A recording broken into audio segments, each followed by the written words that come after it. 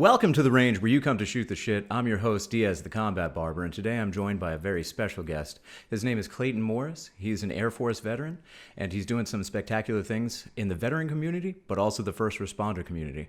But before I just steal the stage, let me have him introduce himself. Go ahead, Clayton. Hey, everyone. Clay, 21 years, Air Force veteran, spent time between North Carolina, Montana, and the missile fields. Did a stint as a drill instructor for a little while. And then 7 years with pararescue in Georgia as the lead parachute rigger. And then finished my tour out in Dover Air Force Base, where I retired from about almost 2 years ago now. Good old death by Dover. Death by Dover. That's what everybody says. It's kind of coincidental that way. Definitely not from Delaware. Actually from Wyoming, a town called Powell, which is just up outside of the east entrance to Yellowstone. So nowhere near Delaware. But Delaware has become a home. And we actually bought a house in Clayton, Delaware, nonetheless. The irony there. The irony, it was almost on Clayton Avenue, which would have been ridiculous. Like cubed. It would have been that.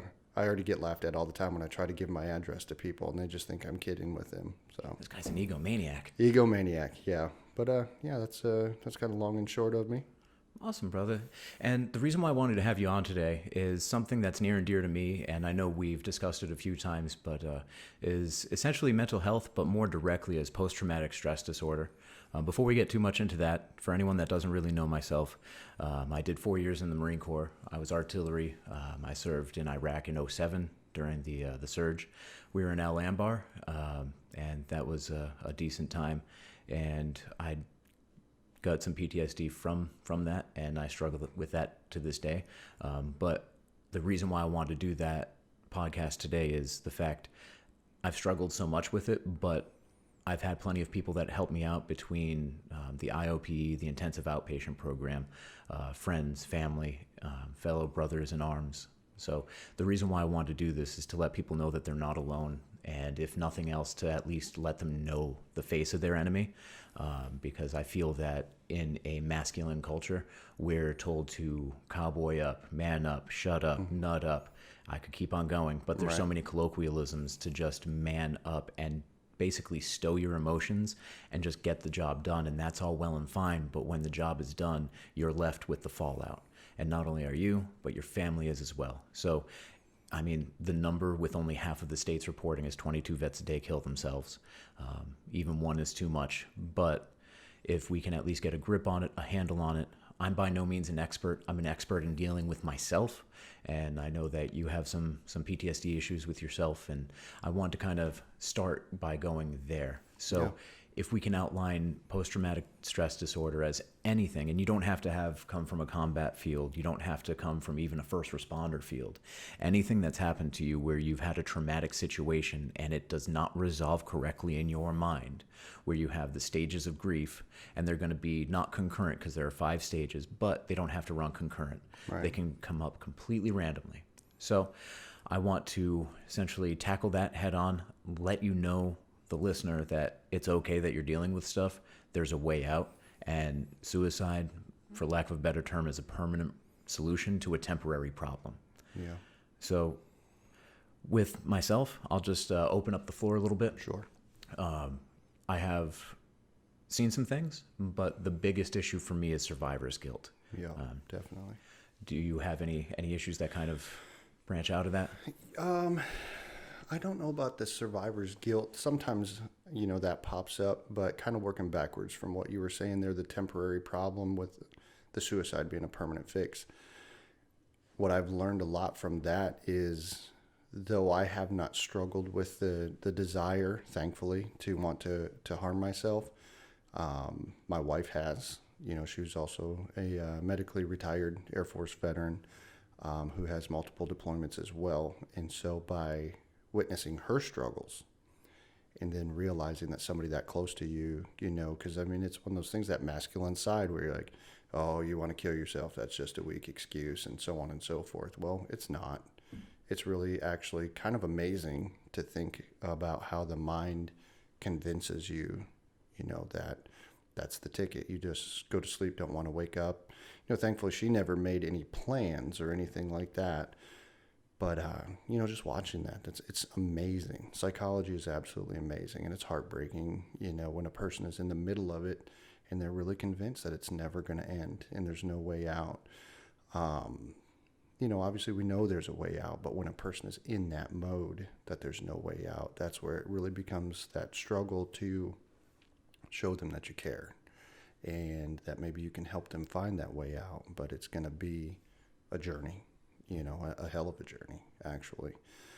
But then as far as I go, I had 14 deployments starting. Some of them I joined in 97. So Make me look like a baby. Right. Well, let's just be honest. Though 97, there's no real wars going on. So some of those deployments were like Germany, things like that. So, it was great for a 17-year-old bumpkin from Wyoming and to be in Germany and living the life.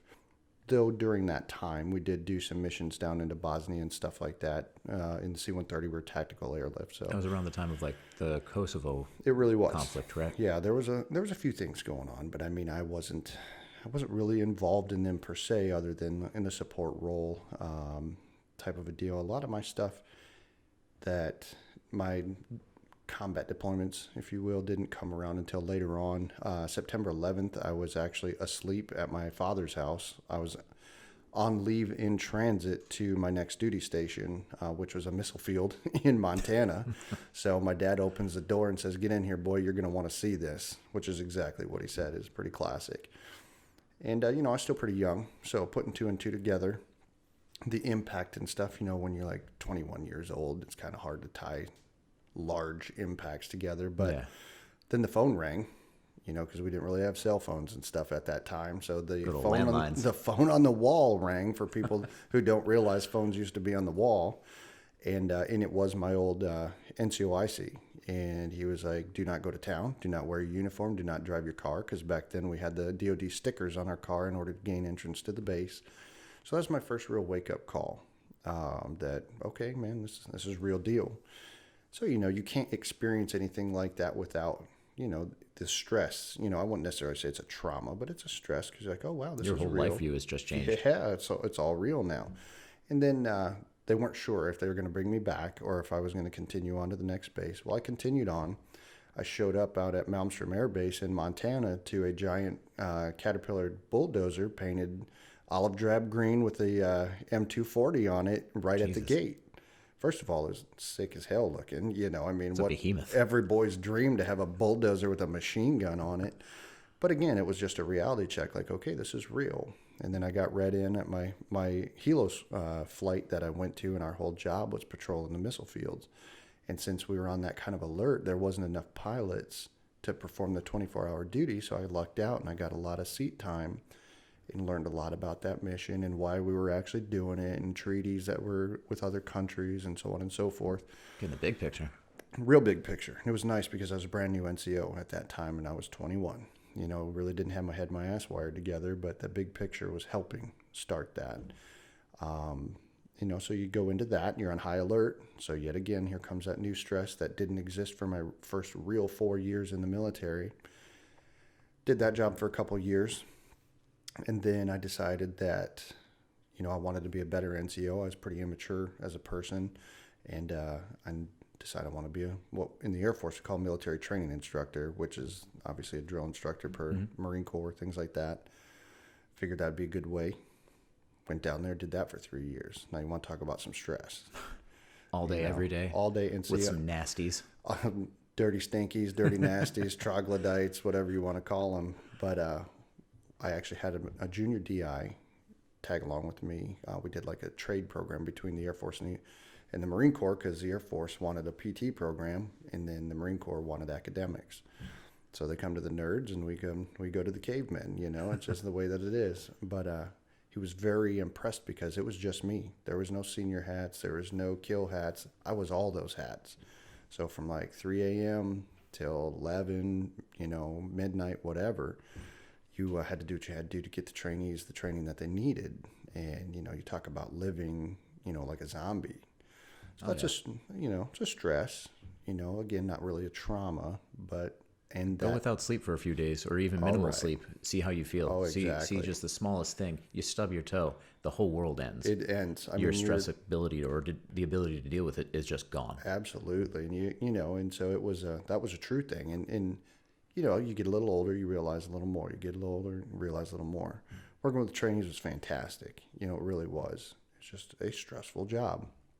But during that time, 2005 was still pretty hot and heavy in Iraq, all over the place. And so we had lowered accessions in the military, well, mainly the Air Force. I can't really speak for the other branches because of the war was going hot and heavy, but then they decided to shut half of basic training down. So you got a bunch of instructors running around with nobody to yell at. So it's like, what are we going to do? Well, they popped up with a deployment to, somewhere overseas. They didn't really tell us, but they're pretty certain it was going to be Iraq. And I'm like, well, I'll definitely go. I'll take that. And we ended up in Kirkuk, up in northern Iraq. And, it wasn't, well, here I go. Actually, I just learned this because for those that don't know, I go weekly to therapy at the VA, and I'm learning how to stop putting myself second. Which is huge. Yes, which I struggle with often. I was about to say, it wasn't really that bad. Well, truth be told, we were rocketed and mortared and all that kind of stuff all the time.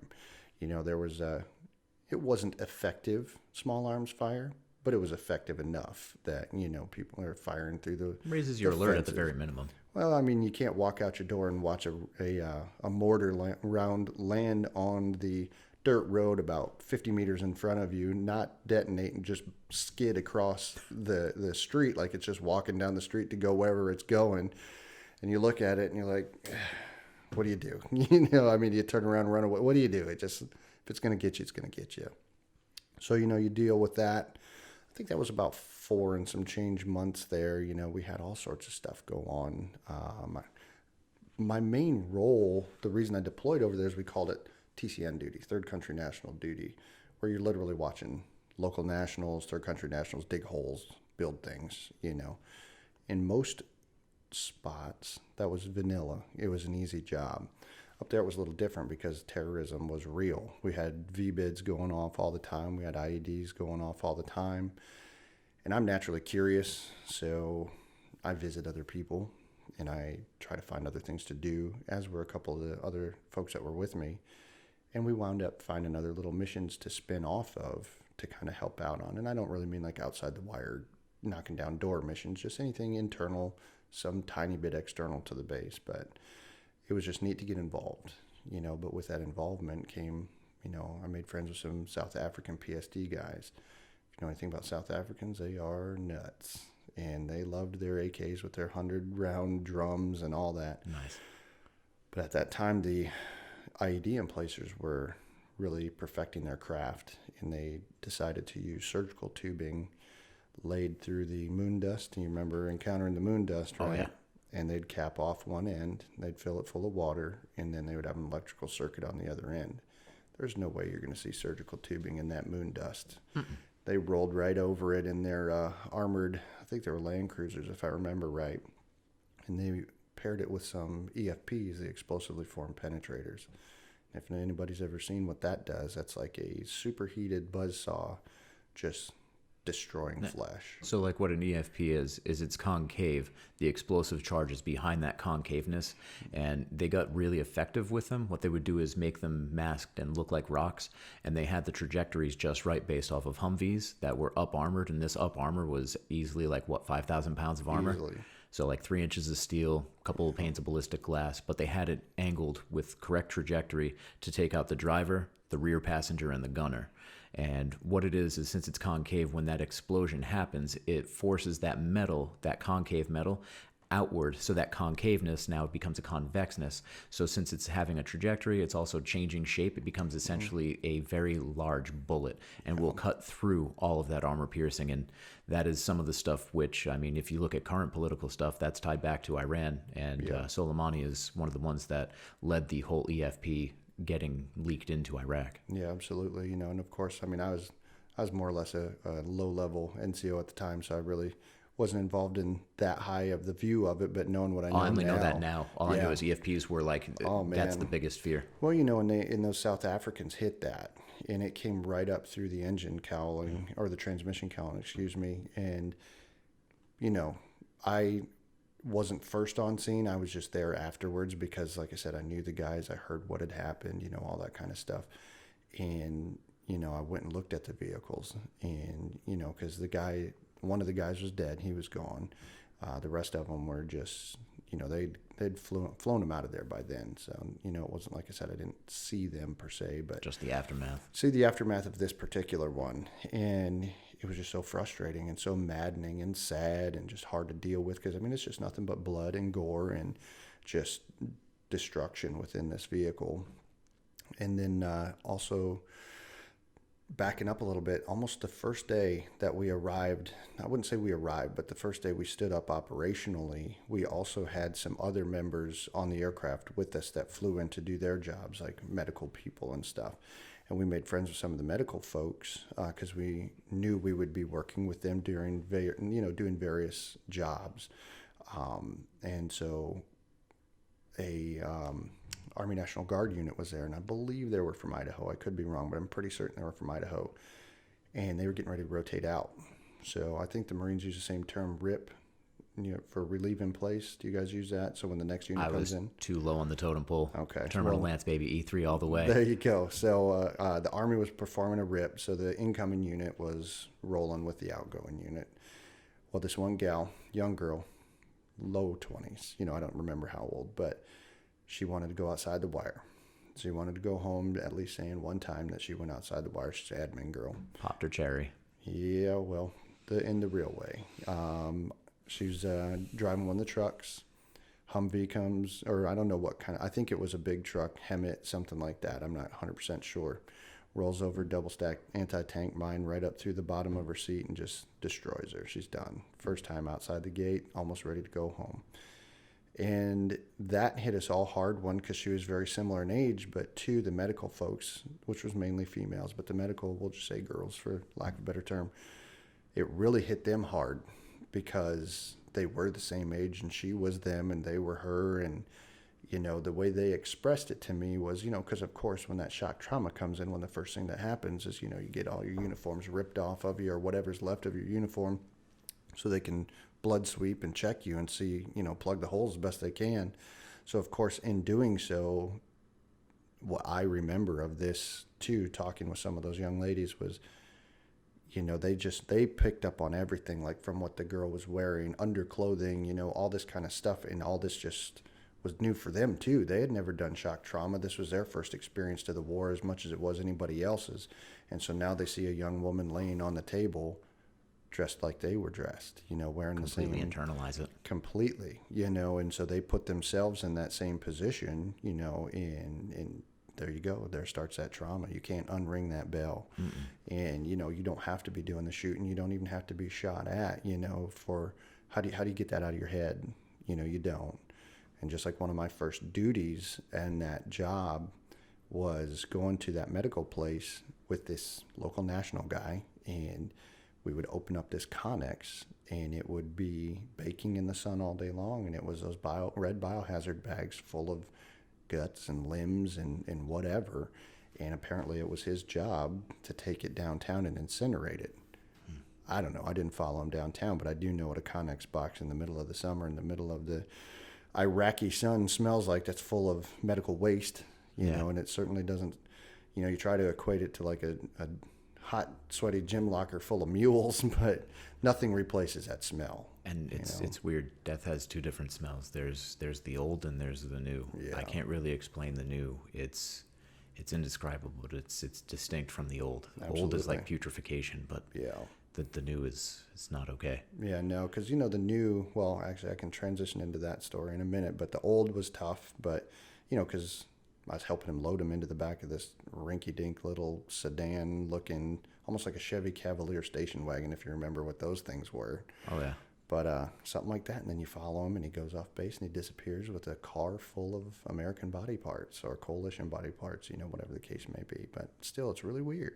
And a person like me, I'm a thinker. Oh, yeah, you're thinking the whole time. The whole time. And that's one of my problems. I'd be thinking, who are they? Their story? What happened? Exactly, Did they live? Is this just like a disregard, like an amputation that saved their life? Right. Like, You can't help but create stories in your brain, and I grew up very imaginative, and that imagination doesn't stop. And sometimes that can be that bane of, doing all that. And so that deployment was, you learned a lot. First, real, like we'll call it a combat deployment. And then big ones after that. So that was in Texas. Then 03 to 06. So 06, I moved to Moody Air Force Base in Georgia, and that's where I joined the Pararescue Unit. And they kind of quick history of their unit. They kind of had just started standing up on their own. They used to be tied to a helo unit or whatever, but they stood up as what was called the Guardian Angel weapon system. So they weren't tied to a platform. They had their own commanders, their own officers, all that kind of stuff. So it was all I wanted to be a part of,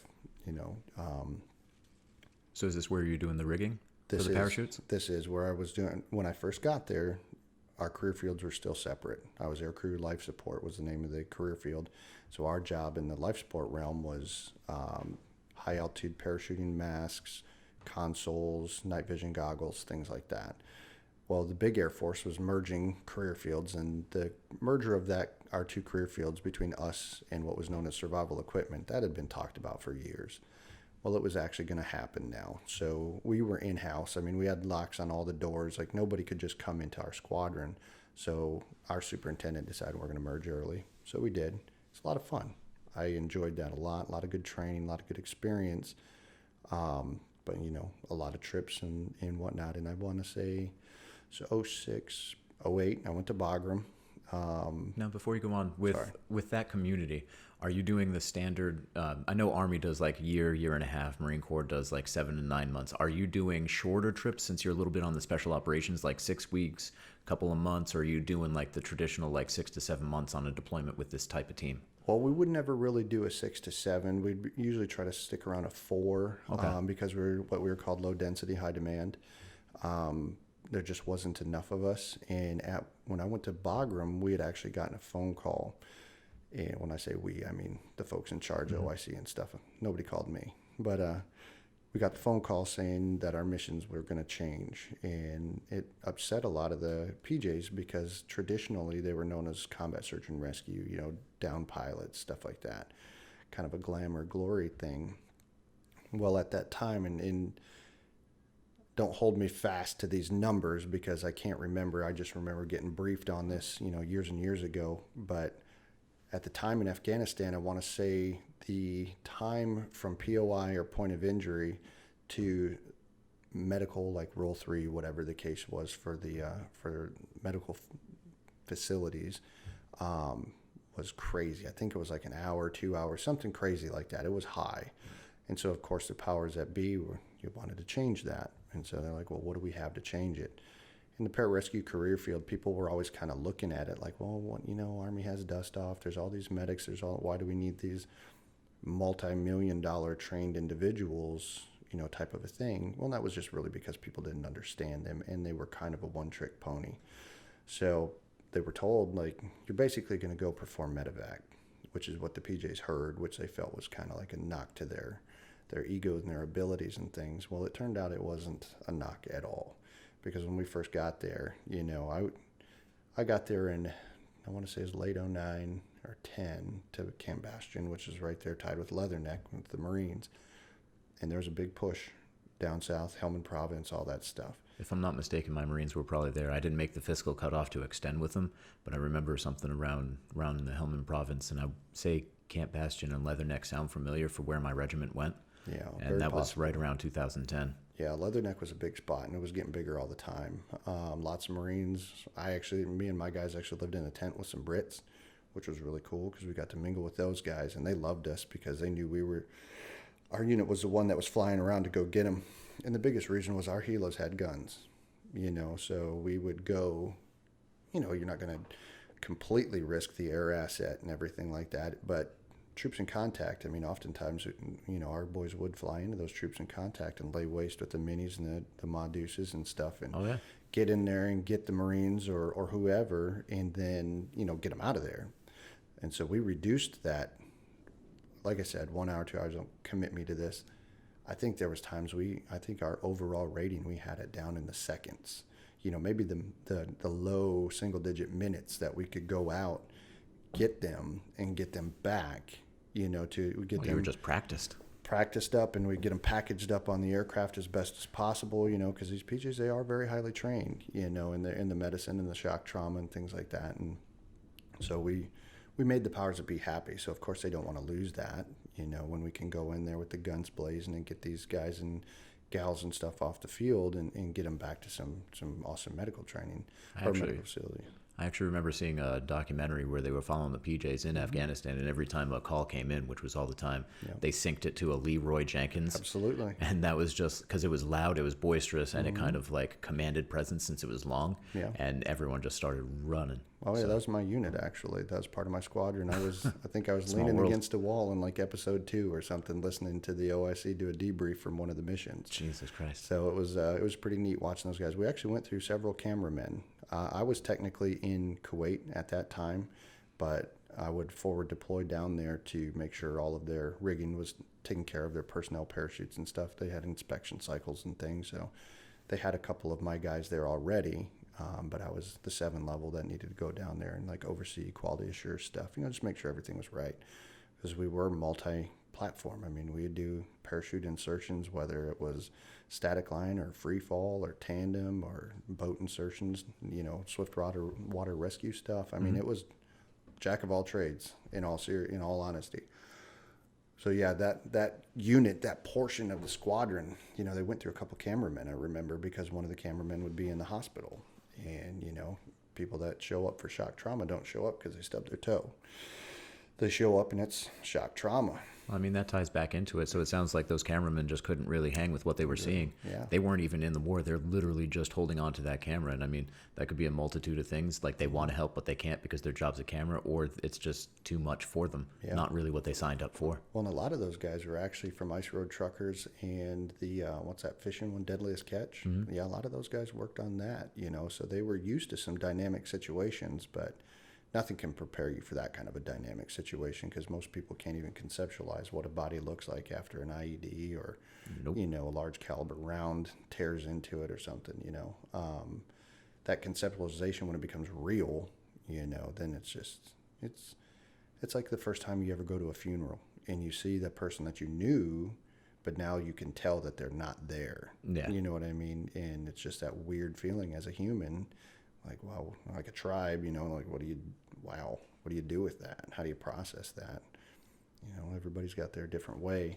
So sorry about that. But, so you got that going on. We're up there at Bastion. Well, this going backwards again, back to like 09, 10 time frame.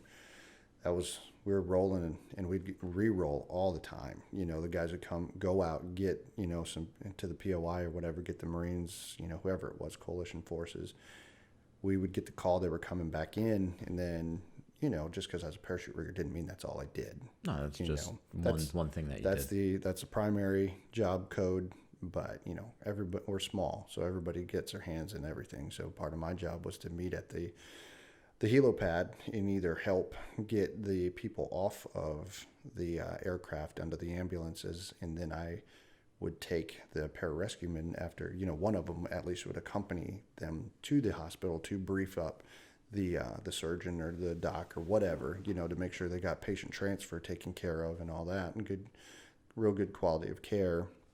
And then I would meet the PJ or two in either like a little side-by-side or four-wheeler, whatever I had at my disposal, and we'd carry all their gear out, whether it was like some ventilators or whatever, some suction that was full of nastiness, from whatever went on inside of that aircraft. And, that my buddies were covered in the gore from these people, and we were re-rolled. I'd literally take them and we'd take them to the hot gas pad, running helo, and put them back on the next one, and so now we both, like, he had seen what he had seen.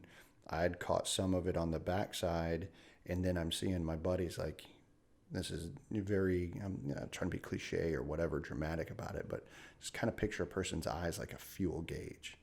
You see that fuel gauge just more and more, empty. And it's just kind of going down because you're tired and you're stressed. And now we're picking up kids.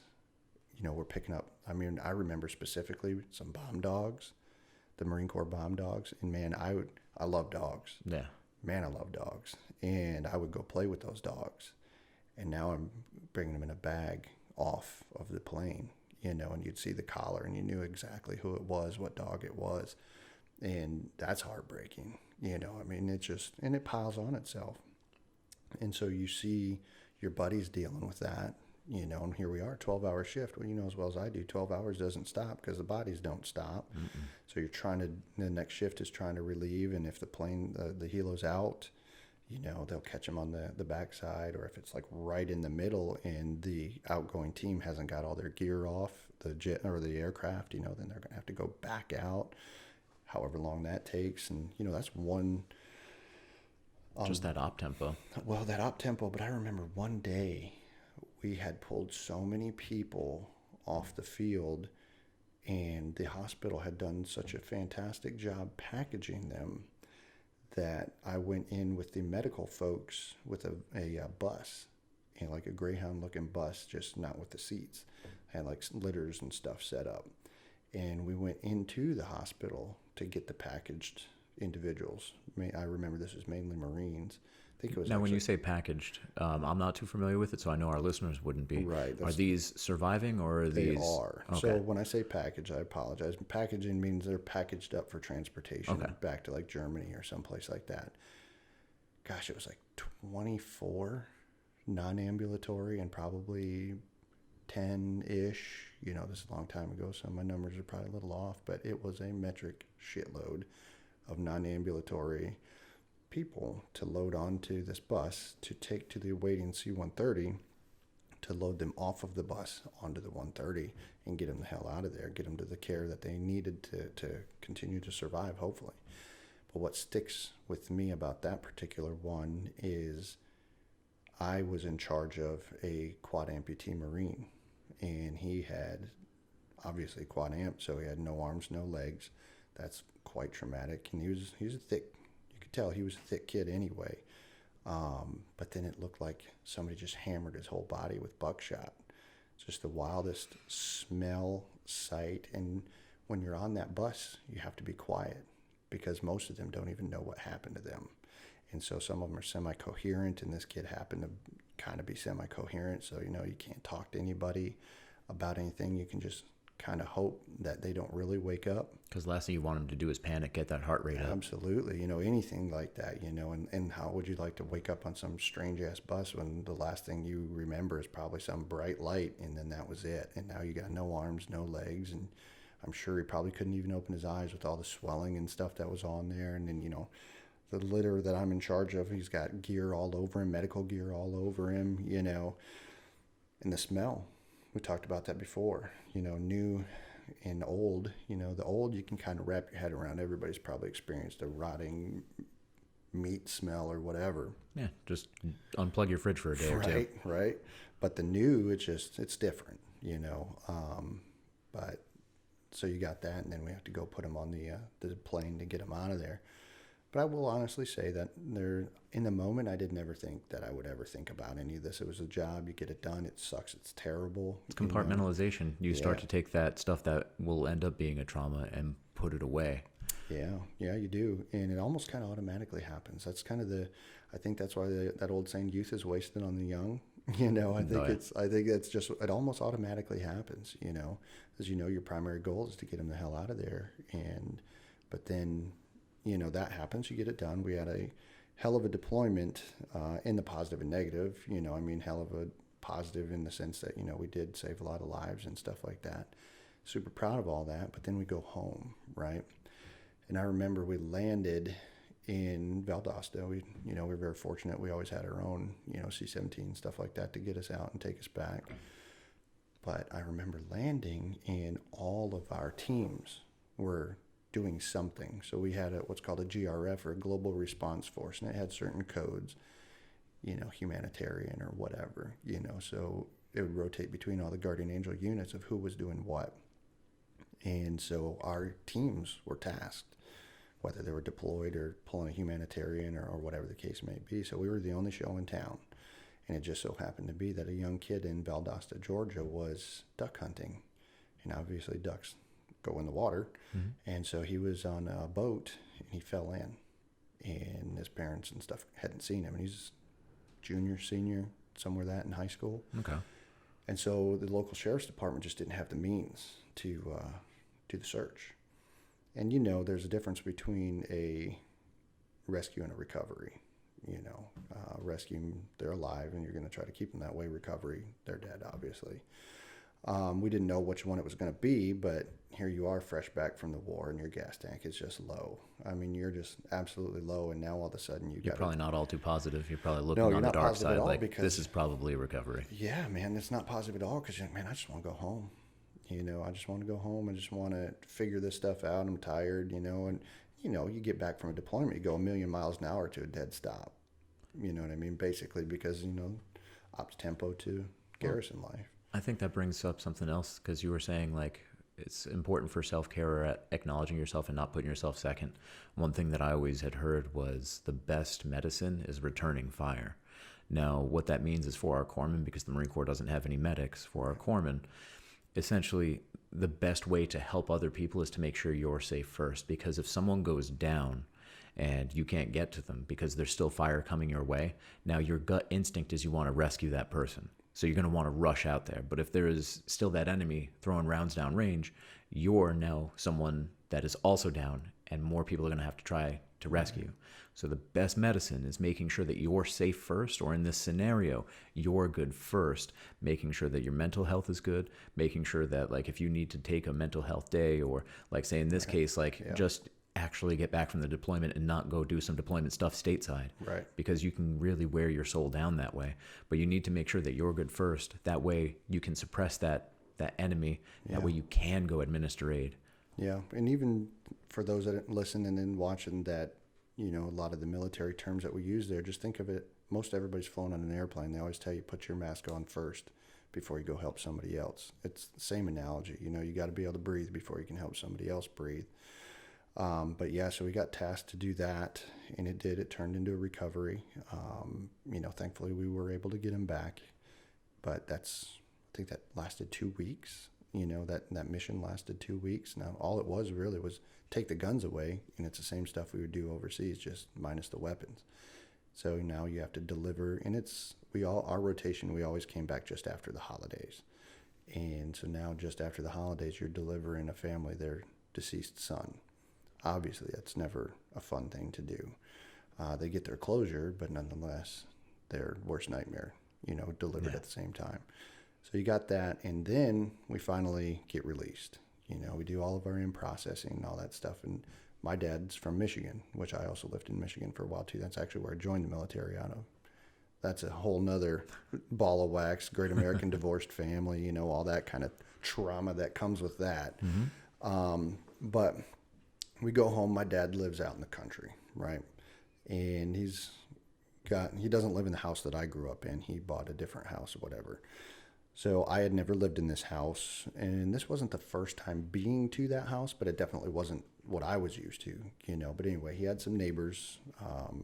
All I remember is the dude's name. His name was Elmer. Cannot remember his wife's name, but Elmer is a name that just sticks with you. But I did meet a second Elmer yesterday. Second Elmer I ever met in my life. Nice. One for the glue, one for FUD. There you go. Well, the one last night is definitely FUD. He's cool. But we show up, and my dad and I, growing up, we would go for drives all the time out in the country, you know. And unlike Delaware, Michigan has dirt roads and hills, you know. So we'd go out and wildlife, scenery, whatever, you know, just hang out and talk. And especially after deployment, that was just all I wanted to do anyway, was just go ride around in the country and just, you know, look at cool things. We went snowshoeing out in the woods and stuff like that. But one day we were out for a drive. I think we went and had lunch, stuff like that. And we were considering continuing going. But my dad was like, let's just head to the house. You know, we'll just hang out, whatever, have some dinner, figure it out from there. Well, we pull in this shared driveway. It was like a horseshoe driveway between those two houses. It's the house my dad bought apparently belonged to the mother or to the wife or husband's parents at some point. Okay. They had since passed and my dad bought it. but they had the shared horseshoe driveway. And so Marla, that was her name. There we go.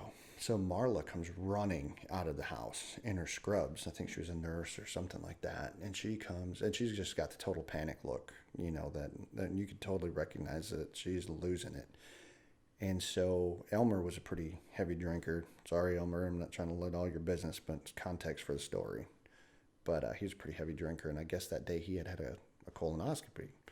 And he was bleeding out on the toilet, okay? And she was losing it. And so instantly, I'm just running into the house. Right in the mode. You're running into the house. And, of course, it's an old house, so the bathroom is tiny. And here's a grown man slumped over on the toilet, pants down around his ankles. Obviously a very vulnerable spot for him. He's probably not very stoked to be in this position. And, I'm trying to control the scene, telling Marla, and now their older teenage daughter is there. So now they're both losing their minds. And it's like, call 911, let's get an ambulance rolled out here. It's a Michigan winter, so it's probably going to take a little bit longer for them to get here, so on and so forth. Well, I am in the mode, but I'm also slipping a little, too. I can just tell. And I get Elmer up, actually, let me back up. So the ambulance arrives much faster than I thought they would, so that was pretty cool. But in walks two obese EMTs. Bro, I lost my shit. I lost my freaking mind. Because you're used to these high-speed operators with urgency. And I'm in this tiny freaking bathroom, right? Me and another grown man, pants down, bleeding out his rear end, all this kind of stuff. And these two people could not even fit in the bathroom to help me, let alone get a litter in there to get him on it, to get him to care. And I lose it. I lost it on these guys. Yes, I think it was a guy and a gal. I was so mad. So mad. Like, how dare you, how dare you type of a thing. And so I lift this dude up off the toilet, got him over my shoulder, got his fluids on me, which is whatever. You're used to that by that point. It's whatever. Pulling his damn underwear and his pants up, trying to give him some semblance of dignity, just to try to carry him out of this little bathroom and get him, packaged up and get him out of there. And I'm hollering at these EMTs the whole time. Once we finally get him out of the bathroom, get him on the litter, and I'm just giving it to him. I'm just pissed. And it's also because I don't really know Elmer and them, but I hear a lot about them. So it's my dad's neighbors. So there's that built-in care factor, and you don't want to see anybody in that kind of position. So this is that third piece, that happens right after that deployment and the kid. And, I didn't handle that kid, but it was still the stress of the operation and all that stuff. And then you get home to the supposed safe place, the decompression place, and now all of a sudden you've got another medical incident with another person who is knocking on death's doorstep. So I look at my dad and I'm just I'm disconnected. I'm mad. I'm upset. I'm nervous, all this and what's going to happen to Elmer, did their life just turn upside down for forever, all that stuff. And I just walked off into the woods, and there's this old tree back in the back, and they share this plot of woods more or less.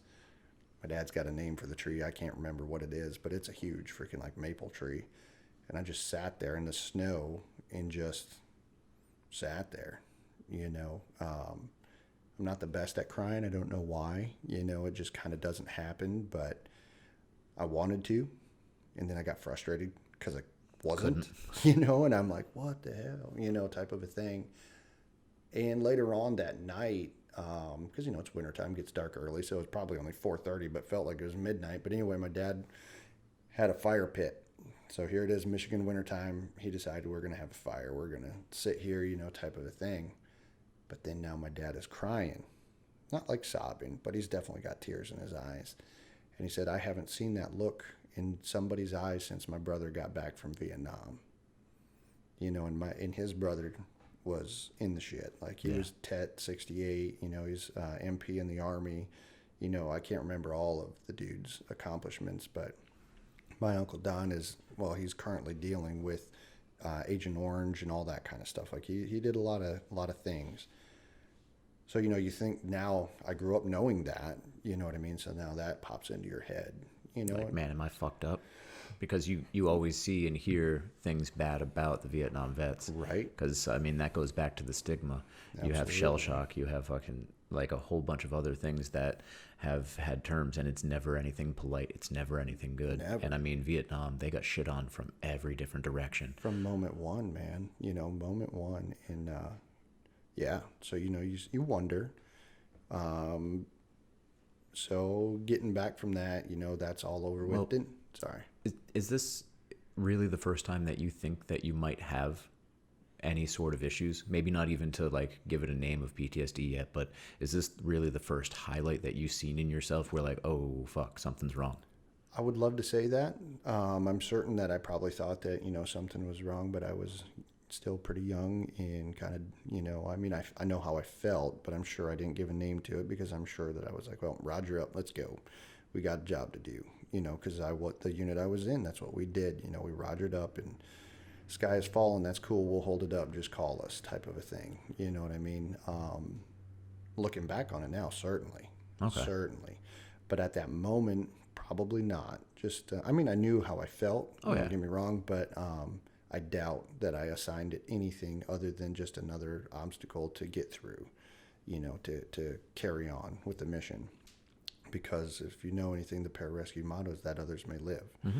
And so, you adopt that because obviously we're all the same team, and a person like me, I'm all in, and these guys knew it. And so we had a great relationship in that regard.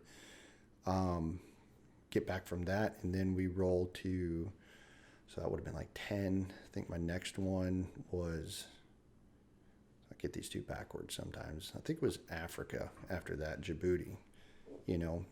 Not a whole lot going on, for us at that point for the mission that we did. But the area of the base that we stayed in, we were around a bunch of other teams and people that were doing other things.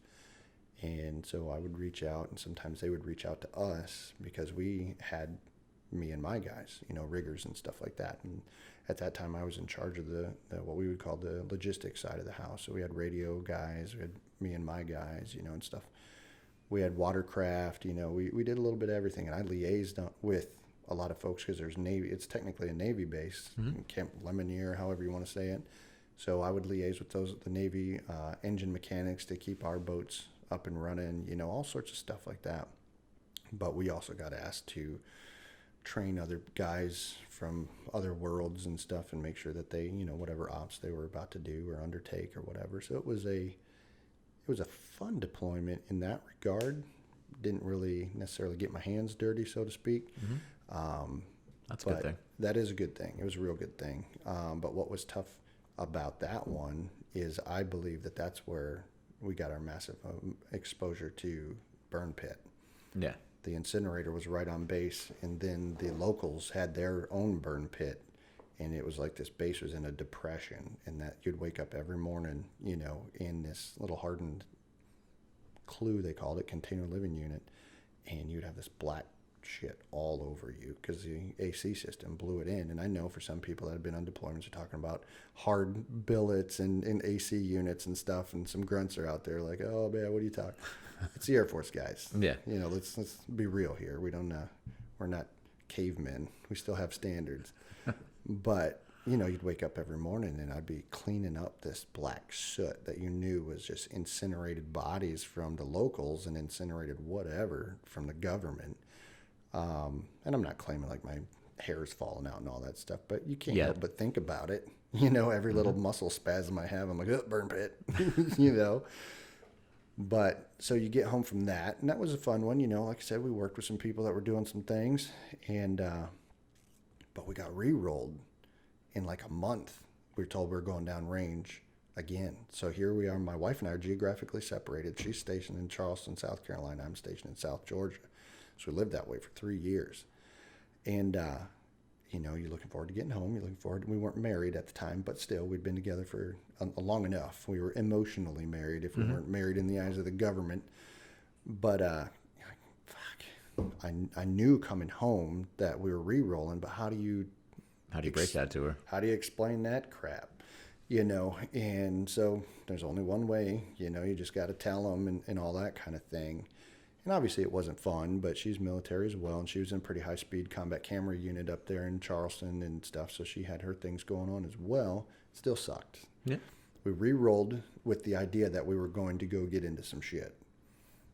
Obviously, that's what we want to do. That's why we exist. We want to get into some shit. We train all the time. The military spends, dude, so much money.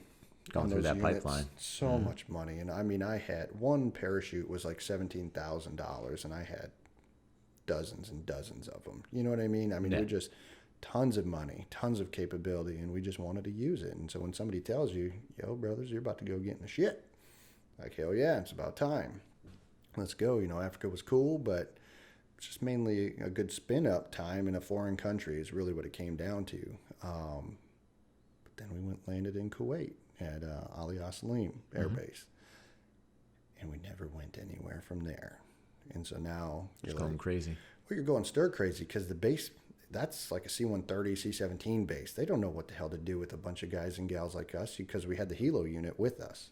So, you know, though the helo unit's not a direct action asset, you know, but still, you got guns, you got helo drivers, you got a bunch of people that are in those aircraft that want to go do some things. And so, but we weren't used. And we kept living under the threat, so to speak, of being used. So now you're explaining to your family, like, yo, because my wife had deployed, her first deployment was to Ali Salim back in the day. So she knew that it was like this vanilla joint. And I'm like, no, I didn't know this is where we were going. You know, not that I had any control, and she knew that too. She was just upset, you know. We were gone, and then we were gone again. And we were upset because, I mean, I was so bored. I was swimming like 3,600 meters a day in this swimming pool that I remember just had all this sand on the bottom of it because it was in Kuwait, just trying to pass the time. Now, do you think that anything like started to set in for your symptoms or anything that would be coming out? Yeah. Because you have really all this downtime. Yep. Like it's usually after, like we were talking about earlier, everything that happens, you can kind of compartmentalize, but as soon as the op tempo or operational tempo slows down, you have nothing really to hide behind. So, true. Very true. So fast forwarding from that, you know, I'm pretty certain that was so 2013 we get orders to Dover.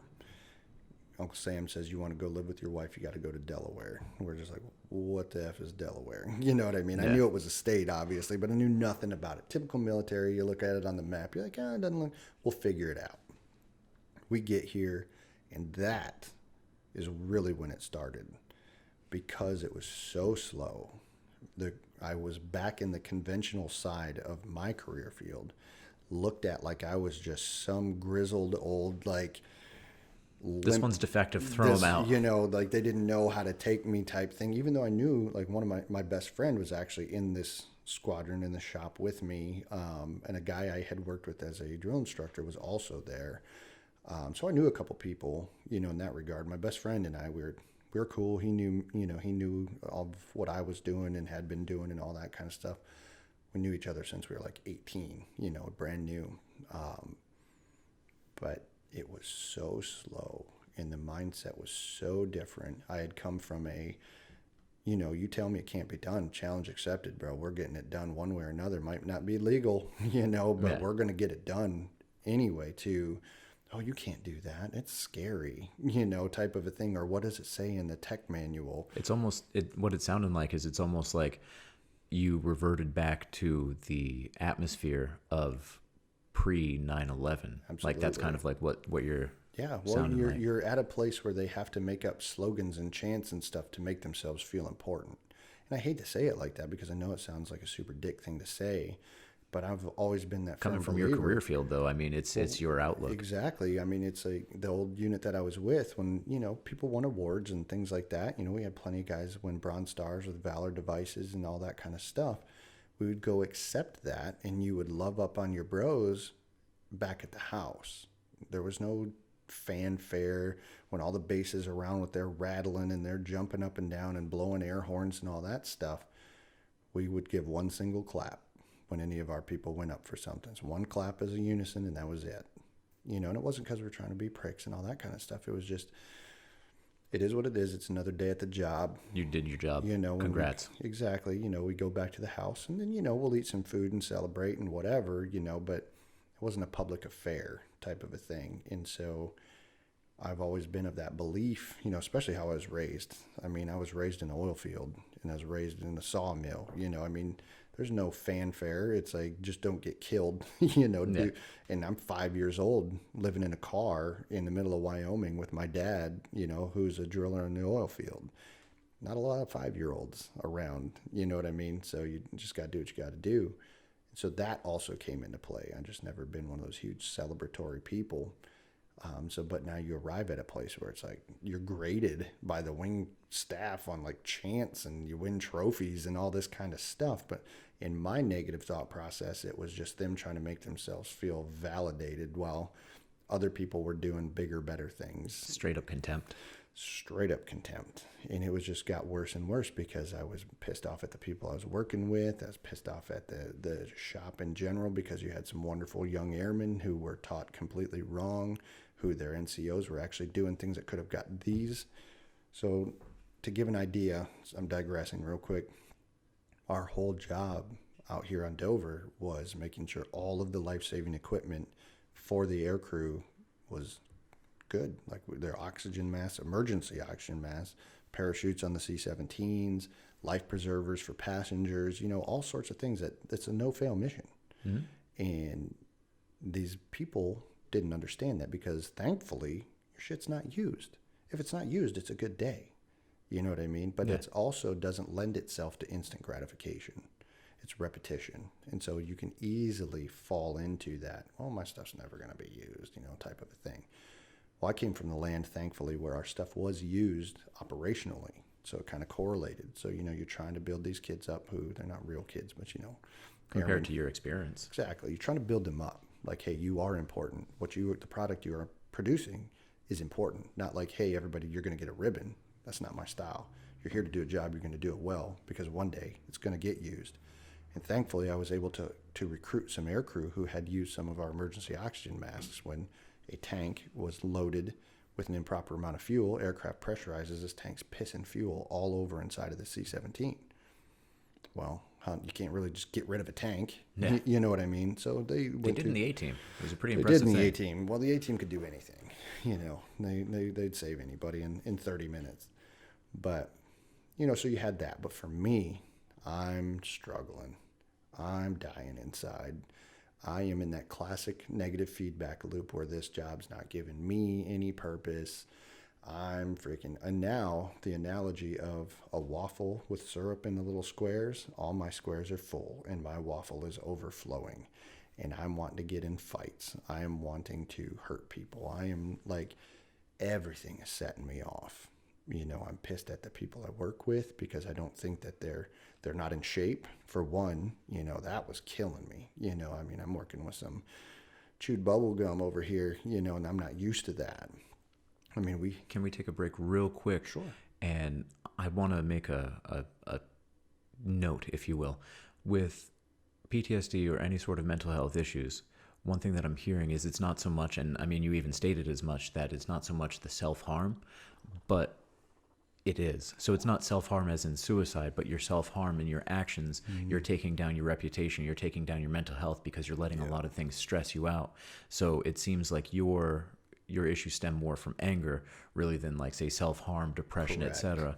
But everything is connected and everything's cyclical. So for anyone listening at home, you don't have to just be suicidal to have something wrong with you. You don't have to just be depressed. You don't have to just be angry. It could be any combination. It could come around at any different time. So in Clay's point, it's anger that's seething through. Now, anyone that knows anyone that's angry, you don't want to be around them. Also, they're not having a great time in their own head. Now that can lead to some more depression. That can lead to alienation. That can lead to a whole bunch of things where ultimately the only way out is either complete seclusion or taking yourself off the playing field completely. And that's an extreme case, but when you're trying to get out of it, or at least recognize that something is wrong, you have to know that there's steps, and at least, like we were saying when we first started, recognizing the enemy. Yeah. And there's different levels to any sort of mental illness, because you were saying that the human mind is amazing. Absolutely. And it may be amazing in a scary way too, but it is Yeah. amazing. There's so many different facets, and you can have a twin go through the same exact thing as you. Say if you had a twin signed up, did everything like you, he could literally have every different marker or every marker the same, Right. but have a different outlook on life for no real reason other than brain chemistry. Yeah, absolutely. So I didn't want to really cut you off, but I was noticing like a trend where your issues aren't necessarily that depression or that suicidal tendencies or thought where it's really self-harm. You're self-harming in pushing people away and having a distorted worldview where your day-to-day is not enjoyable Absolutely. for you. Well, see, my MO was cold and distant, or what I called serial killer mode. Not that I ever was a serial killer, but so my relationship suffered because, like I said, we didn't live together for 3 years. So I only lived with her on the weekends every now and again, so I could get away from what was difficult for me, i.e. being in a relationship. Hell, communication. Oh, well, that's it. I didn't have it. The best phrase I heard was actually that podcast I was telling you about, that Vigilance Elite, quick plug. They were saying that their families became a secondary mission. And bro, that rung so true to me. My wife was a secondary mission. And what was easy for me was the military. It was easy. I mean, you show What you up. do. Well, it's what you do. But I mean, think about it from the caveman perspective. Like I said, I grew up living in a car. I got into the military and they feed you. They put clothes, I mean, everything down to your skivvies, man, socks, boots, shoes, all that kind of stuff. And they're like, man, all you need me to do is some work and I get all of this and you pay me? This is freaking gold mine, dude. I'll do this till I die. That's just how simple-minded I really was, And to this day, I still felt that way. But even way back when I was a kid and I was upset, it was cold and distant. And I just recently remembered this instance of where I was sitting in my dad's wood shop. And see, I have a half sister that I didn't really grow up with, but she's a redhead like my dad. And anybody who knows redheads, you're going to know what they're thinking and feeling, whether you want to or not. But one day my dad was like, because he grew up like mega poor, like ridiculous story. But he was like, dude, you scare the shit out of me. And I was probably like 13, maybe. And I don't remember what led to this, but I'm sure I had done something stupid. And I was getting counseled. But he's like, you scare the shit out of me because I never know what you're thinking. He's like, I swear you would probably blow up this whole block just to get back at me because I never know what you're thinking. And so you fast forward that. The reason that came out was because, like I said, I go to therapy every week with my wife up at the VA. VA's been fantastic about this. Therapist is awesome. But, you start realizing what else is contributing to who you are as a person and why you were the way you were to begin with, well before the traumas of the military and the war and stuff like that kick in. Because you can't have one without the other. You were somebody before this all happened. You had your wiring externally, internally, all that beforehand. And cold and distant, man, was my MO, and I was really good at it. I was really good at contempt, resentment, all that stuff, running away, as far as like not physically running away, but hearing things from my wife saying stuff like, yeah, we're right next to each other, bro, but you're like a million miles away, and it took a while because I only started this weekly therapy almost a year ago now, probably. And we still struggle, don't get me wrong. Oh, well, congrats for sticking with it just in general. Well, man, it's so much that's fun. hard. It's a mission. There you go. You know what I mean? Like, probably the coolest mission, that I've had. And it took a redirected focus. I'm so thankful to whatever crazy factory produced me in 1979. It was, thankfully, I didn't have certain tendencies and I had other tendencies. Well, my dad was one of them. Like, you got to figure it out. You got to, there's a problem. You don't run away from it. You try to figure it out, whatever. And that stuck true, thankfully, but I'm definitely no superhero because, I just got a talking to, if you will, by the wife just the other day. And counseling, if you will. Counseling. And see, she's very good at it. She was an E6 in the military as well, and she can chew butt way better than I ever could. I always used to tease her all the time, like, why weren't you a drill instructor? You're freaking good at this stuff. But I had backslid in my prioritizing. And this is kind of that segue that we were talking about, earlier. into my business. You know what I mean? And I'd backslid in the sense that she and I set a time that I need to be done with each night. And I was going to say like 5. Well, she said 6. I'm like, perfect. You know, getting a little extra time in there. But I had busted that time a couple times already and unsat. But she becomes the second mission again. Well, and I had busted it because I wasn't scheduling appropriately. You know, all these things. And there you go, secondary mission. And I was not upset with her at all for pointing that out. I was very thankful that she pointed it out. But what I was upset with is I'm like, son of a bitch, man, why is it so easy for me to do that? You know what I mean? Because recently, when I say recently, I mean probably within the last 2 months, I took the jump into medication. And for anybody that knows me, that took a lot of internal dialogue to convince myself that that was okay, that I'm not taking the easy way out, that I'm not, you know, worthless, and all the things that people think, or the stigma that we still haven't gotten rid of yet. You're conceding that you're weak and you need external help. Absolutely. So my thing was, and what I've been trying to use as motivation was, you got a family, you got a wife, you got a house, you got all your animals. I mean, we're animal people. You got things, you got responsibilities. And are you going to be a little bitch and put yourself in front of it because you're scared of medicine, of some stigma, that social construct that, you know, had some truth to it, still does have some truth to it. You know, the ignorance level is still kind of high. Or are you going to get in the door and jump, man? You're going to freaking do what's right. You're going to take these pills and get over yourself. Because it was really, I was stepping on my own dick, man. I was just in my own way. Nobody else was. So I took them, you know, because I knew that day when I had the psychiatrist appointment that I was pretty certain. I just told myself, if he offers you medicine, you're going to take it. And then you'll figure it out from there. And I did. That's a good dialogue to have with yourself. It's necessary, man, or I'd still be, like I said, stepping on my own dick, trying to figure it out. And first of all, my wife was just tickled that I did that. And I had communicated with her how I arrived at that conclusion, which now she's even more tickled, because in the past I would have never told her, you know, hey, this is what I'm actually thinking, and this is how I'm actually feeling. And so she almost, you know, when you get that talk like, dude, I've been with you 12 years and I don't even know you. You know, it's easy for you to be like, oh, blah, blah, blah, I'm angry, you know. I'm not a yeller or anything like that, but it's like, it's easy to just get upset and build more resentment because I didn't have the tools, is really what it came down to. I didn't have the tools, the courage, realistically, the trust. Hell, I just learned what intimacy actually means. Realistically, just within the last several months. I didn't get taught that. I grew up in a man's world. You know, John Wayne, Chuck Norris, sawmills, and all that kind of crap. For argument's sake, what is intimacy? Well, it's not just sex. That's for sure. You know, and that's what I understood it to be, because I was never taught anything else, because we didn't cuddle. We didn't hold hands. We didn't do things like that. It was, you wake up, you do a hard day's labor. When you lay your head down on your pillow that night, you know you did a hard day's work, and there you go. No hugs, no whatever. Well, gosh darn it, intimacy is way deeper than that. It's scary as hell too. It's scary, man. It's that abyss, you know, in a way. It's an abyss because you don't know any better. It's actually not an abyss once you realize just how awesome it is to actually have that trust, is what it was for me.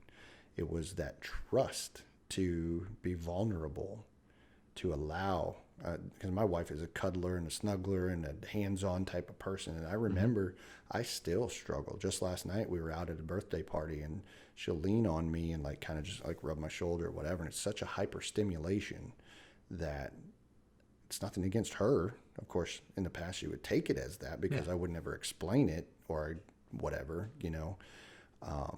But it still exists, and it's wild, you know, the unwiring of all that. Nice. Compounded with, you know, the trauma and all that stuff we were talking about. But I hope I didn't digress too far. Oh, no. As far as on track there. No, but you're fine. With intimacy, for me, it's basically the revealing of oneself to someone else. Yeah. And like you were saying, it takes that trust, because hell, back to your story, that vulnerability that you were talking about with Elmer, like that vulnerable state, like intimacy doesn't have to be just with a romantic partner. Right. Like that was an intimate situation that you were in. It was also life-threatening, but it was intimate. Like there was a certain level of facade broken away, and that's what it is. And like with PTSD, it's very hard to open yourself up. That's why when, like, say for me, I try to reveal as much as I can, and I try not to create barriers. I try to, when it's appropriate, say what's on my mind with any sort of traumas and things like that. I'm a little bit different from your, if you will, flavor of mental health. Like if we go into myself just a little bit. Sure. I joined the Marine Corps in 2006. I'm not from a very well-off family. I joined to get out of a very bad place and hopefully set myself up for success. I was very macho in the same way. My stepdad, he was a Force Recon Marine in Vietnam. He ended up getting a Purple Heart, and he called it the Enemy Accuracy Award, if that gave you any idea about technical difficulties.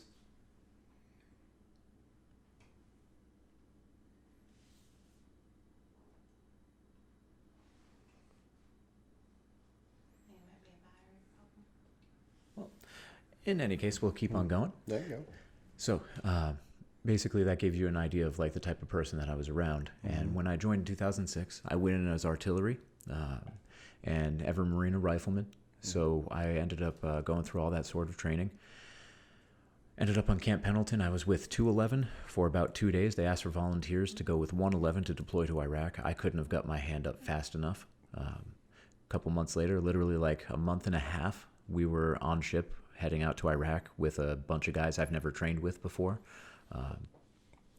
We ended up in Iraq.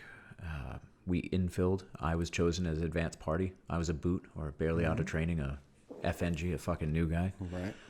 And I was advanced party to the COP, the Combat Outpost, and this one was COP Golden. We made our base. The only thing that was really done for us was having the berms up.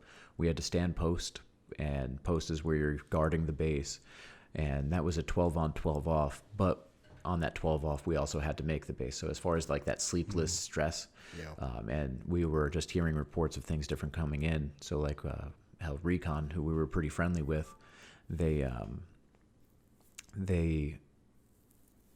found a weapons cache, something along those lines. As soon as they did, they started taking fire. There was an explosion. The gunnery sergeant lost his legs. And it was like the first real time where I was like, oh, fuck, this is real. Like the whole training, like you're all like, through training, it was all go, go, go. Like you're going to see war, you're going to do this, you're going to do that. It's all well and fine, and you can think of it and you can romanticize it. But when it actually starts happening around you, it's completely different. Before we even stepped into Iraq, we were staging in Kuwait. And we made history. We were the first M777. It was a new lightweight howitzer at the time. We were the first ones to ever deploy with it. So we didn't have any SOPs or standard operating procedure. Long and the short, something went wrong loading one, and we lost a guy via Rial. And we hadn't even been in Iraq yet, and we already took our first casualty, and that really hit me hard. Not as hard as some other guys because I was new. I didn't really have that big of a correlation with him, but he was a leader amongst us because he was still an E3. He was essentially taking on the senior role, trying to help us out. So that was a big blow, and it hit home. Not necessarily because of the connection with him for me, but just the fact that one of my unit just died, and we aren't even in country yet. Like this literally just got real. So when I was chosen to go advance party to Iraq, and then the unit, because we were all a battalion landing team for 3-1, so we were all essentially doing different roles, but together. So when we started to take losses, it was very eye-opening and real. Then you couple that with the sleep deprivation. It was over 120 degrees. Like we would average maybe 2 hours of sleep a night. For the first week and a half, maybe even 2, we only had the guns up and no one was really leaving the wire yet. And I was getting really upset that I wasn't gonna be leaving the wire. And that changed very quickly because with the SOPs in 07, because this was in Al Anbar province, it was essentially north of Fallujah. It was west of Baghdad, and I believe west of Al Karma. So our little area of operation, it was a stronghold, and like we had different things that were coming at us. Like we had found a mobile mortar truck that was taken out. It was a lot of stuff before my unit even got there. Like there was about 6 of us, and we had to set up the base in between. But when they got there, my section chief, he had took me under his wing because I was going through different things. Like I don't really tell too many people this, but my dad was a crackhead, and he was going through different things, and I had gotten notice from back home, and it was really stressing me out. My section chief, Sergeant Bonnell, he took me under his wing and really tried to like, hey, focus on that after. And he told me a little bit about himself and his family and just different things to like, look, you got this. You really do got this. Yeah. And he's the one that decided that he was going to be bringing me into the advanced party, going out and doing all of that fun stuff. Yeah. So we go through, different things have happened, but the biggest trauma for me is I was injured on a patrol. I was a turret gunner because I ended up leaving the wire. We only had one gun up. I know I'm kind of scatterbrained with this, but we only had one gun up, and when I say gun, I mean the howitzer. So the rest of us were out doing infantry. So, long and the short is, ended up being a lead turret gunner, and that is a very important job because we were allowing the people to drive to us, but as soon as they got within a certain way, they had to completely pull off to the side of the road. Right. So I had to basically be ensured in that I wasn't going to allow any VBIEDs or vehicle-borne IEDs to attack my Marines. I ended up being injured. I couldn't use my hand. Then while I was injured, we were attacked with a 155 under the ground. A 155 is a 100-pound round. It exploded out. Luckily, it didn't kill any of our Marines, but what they like to do is after that explosion, there's a big hole. They like to place secondaries when we go to try to fix it to inflict more damage. Yeah. I had been on a lot of missions by this point. Just something was sitting wrong, and I proved that I could go out. I could use my hand because it had been a few days, and Sergeant Bonnell didn't let me go out. He was the guide or the scribe, and he always made the list of who went out. And my biggest thing is survivor's guilt because he ended up taking my place, and he ended up passing away that night. And I've never really forgiven myself, no matter what goes on. I just really can't. And I'm not saying it's about me. It's just those are some of the issues that I deal with. That's really the one that weighs heaviest on my soul. Yeah. But as far as some of the other things that I've experienced, like we've had mortars walked in on us while we were doing a VCP or a vehicle checkpoint, all that fun, happy horse stuff. We were doing this was during Operation Pegasus Bridge. There was a suicide bomb, and after the suicide bomb went off, like it was in my sector of fire, and I was in the turret, and I was watching it all happen, but we had Marines in there, and I couldn't engage because that dust cloud, I couldn't see anyone afterward, but I knew we were taking rounds, and I wanted to fire so bad, but I couldn't. But like I watched the whole thing unfurl, and it was essentially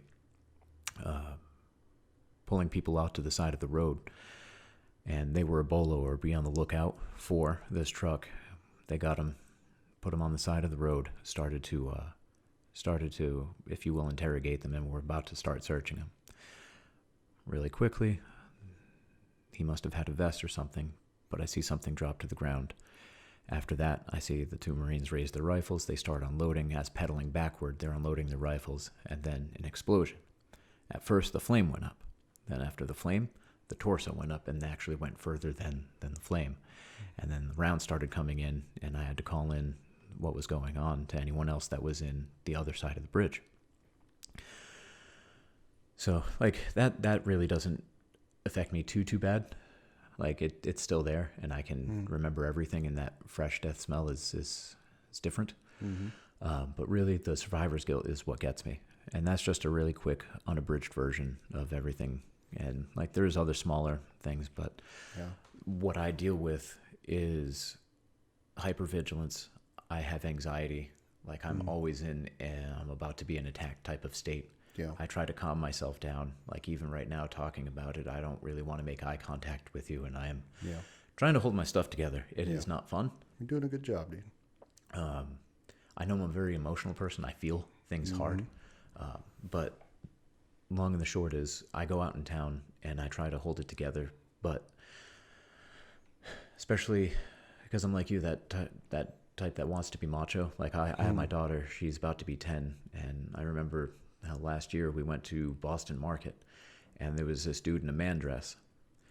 And he was doing nothing wrong. Like I could see his jeans and I could see his Jordans underneath, but he was wearing the traditional man dress. And I'm eating there and I'm literally like, my mind is half in Iraq and half at that goddamn table. And it's so embarrassing to lose my stuff. And when I say lose my stuff, I was holding it together and trying to not freak out. But my stimulus of fight or flight wanted to kick up because I'm anticipating action, but I'm also like, this dude has done nothing wrong to me. He's doing nothing. He's out with his girl. Everything's fine. But I have my daughter on my side of me. And like, my daughter has to like stroke me to calm me down. It's embarrassing as hell. And it's been 12 years. And I focus a lot on being a good person for other people, but it's hard to deal with these things when they come up because all it takes is just one little thing and everything starts flooding up. So the biggest thing for me is like, I used to be suicidal. Now I just experience the things and I really just don't enjoy my life most days when it happens like this. But like my wife, my daughter, everything makes it better. And my life goal is to try to now help people. I want to make sure that they're good. I want to make sure that I can help someone else because if at nothing else, it gives my life purpose and it calms some of the demons that are inside of me because I don't value myself very heavily. I value my daughter and I value my relationships and people. But when I started to know that I had issues is when we came back, that op tempo was still high, but then it went down. So when it went down, was probably about 8 months after we got back. And I was dating this one girl and I remember just losing my shit and I wanted her to kill me. And like I gave her the knife and everything and I was like fucking screaming at her, just fucking do it. And that's so wrong to do to someone. But it wasn't about her. It wasn't about anything. I just did not want to be here because it was too much for me to bear because that guilt that I'm still here and my mentor is not like, I feel even guilty just saying it because I don't feel that I'm worthy enough to even share that story. But that was really the first time that I acknowledged that I had an issue. Whereas like other times in training, we would go through mount towns and stuff like that. And I'd see my guys or some of even the boots going through and like pulling people out of cars or mock cars or whatnot. And I knew what was going to happen and I started to freak the fuck out on them because I'm pulling security just like I was. And I know exactly what's about to happen. And literally that same scenario that happened overseas happened in training and I fucking lost my shit. They had to pull me to the side because like it was just different. There's a lot of emotion that goes behind it. And of course. Hell, I didn't even get treated good from most of the people in my unit. Half of them blame me for Benel's death, I feel. The other half never even left the wire because in artillery, you have the FDC. Like some of those guys left, you have comm. Some of those guys left, but majority, they had to stay in the base. So like they just see me having issues and their deployment is a completely different deployment than what I did. And we were in the same unit on the same bases. Yeah. I mean, in that one in 07, I think BLT-31 took, I could be wrong, but I think they took 10 casualties to include 2 of ours. And that's just KIA. That's not just the wounded in action. But I know I'm kind of scatterbrained and I'm all over the place, but You're good, man. The biggest thing for me is to let people know that there's a way out and it's that coming to help. Because literally after that night where I realized I had a problem, the next day they had a post-deployment health check and I finally decided to say yes. Yeah. After I said yes and they declared me with PTSD because I told them about everything, I was kicked out of my unit. I was sent to headquarters where they don't do a damn thing. I was treated like garbage. And then I had my first sergeant who was with my unit come to headquarters battery. And long and the short is, he was not a good guy. He He was like, we couldn't do a firefighter click away. He was in the middle of the cop, a click away, patrolling the base at 9mm at the ready. But with PTSD, what I've come to find, because I went into the intensive outpatient for a year after that when I was at headquarters. So with that, the intensive outpatient, they taught me a lot, but the biggest thing is cognitive behavioral health. So if anyone's listening, what happens is you have a stuck point, you have a feeling. That feeling doesn't have to be rational because feelings are not rational, but those feelings leak into your thinking. Your thoughts have to be rational, but the feelings leak into your thought process. They become not rational thoughts, and you create a stuck point. So that stuck point becomes something that you can't really get out of. So long and the short is you have to work on it. You have to break everything down. You have to question yourself. You have to, if you're feeling, say in my case, that this is my fault, I understand it's not, but I still feel that it is. So I understand that I'm not correct. So it helps me to deal with some things. The biggest thing is that I have a good support system. Yeah. So having friends that you can reach out to, having family that you can reach out to. If you have none of those things, you have, hell, if you're a veteran, you can call the VA, even if it's for nothing related to it. The first thing they ask is if you're having suicidal thoughts, and they transfer you there. The National Suicide Hotline is now 988 instead of the 911. You can Google National Suicide Hotline as well. Reach out to your friends, reach out to your family. I don't mean to be cutting this short, but we're about out of film time. So I'd like to appreciate or thank you for coming on, and Absolutely. I appreciate you for sharing your story. And if anyone is out there and you're feeling that you're alone, just know that you're not. The biggest and hardest thing is to admit that you have some sort of a problem and that it's okay to ask for help. So please, for the love of God, do that, because Absolutely. When you're going to take your own life, you're not solving your problem. You're merely passing it on to other people. So please reach out to anyone, reach out to me. Reach out to Clay. Absolutely. Clay just started a new group up in Smyrna. Yep. This is Smyrna, Delaware, and it's at the VFW. It's not VFW related. It's a support group. Any EMS, any veteran, anyone that has PTSD is welcome. Absolutely. It's not a competition of who's done what. It is a support group with as many people that want to attend, and we become our own family. Yeah. So thank you very much.